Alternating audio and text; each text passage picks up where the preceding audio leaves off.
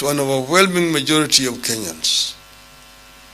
At no expense to the government, we deployed our team of economists to recommend to the administration measures which, if adopted, would immediately bring the cost of living down. We asked the government to reduce travel budgets by 50%. We also called on the government to reduce the daily subsistence allowances for state and public officers by 30%.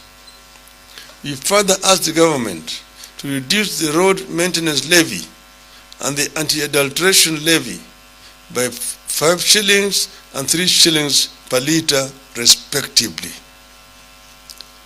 Our team further asked the government to reduce VAT on fuel from 16% to 8%. We called on the government to scrap the housing levy, or at least make it voluntary. Unfortunately, Kenya Kwanza would not budge. Apparently, the regime's economic policies hardened life for Kenyans, so did the regime harden its heart. We realized that without the goodwill of the top echelons of the Kenya Kwanza leadership, cost of living was never going to be addressed. They told our team that the cost of living was a government issue, that they have a manifesto and the mandate of the people of Kenya to implement it. This is the hustlers, the juakali, the mamamboga, and the border border. Our team realized that the whole issue of cost of living is extremely sensitive in the Kenya Kwanza circles because it is a gravy train on which many corrupt interests have converged. Cost of living cannot come down because the key people in the government are eating from it. That is why cabinet secretaries and other Kenya Kwanza shareholders recently fought over oil in the high seas. We got to understand that the housing levy, which even the courts have now found to be unconstitutional, cannot be scrapped because it is a gravy train.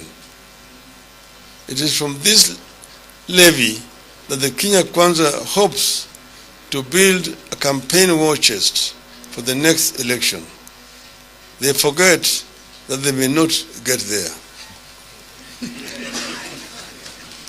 We realized that Kenya Kwanza cannot touch cost of living because it anchors the massive corruption that has returned to the country.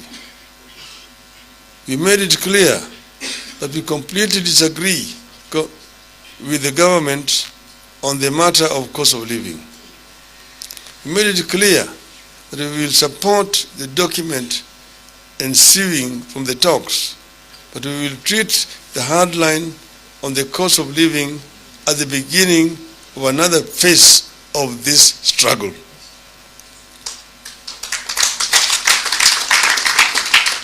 We will seek other ways to press the government to listen to the cries of the people and bring down the cost of living.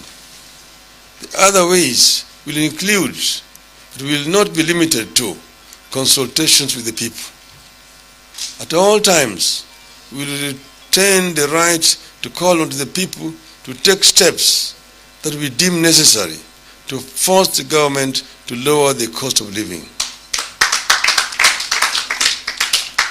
We also support the document with the proviso that certain aspects must be approved by the people by way of a referendum.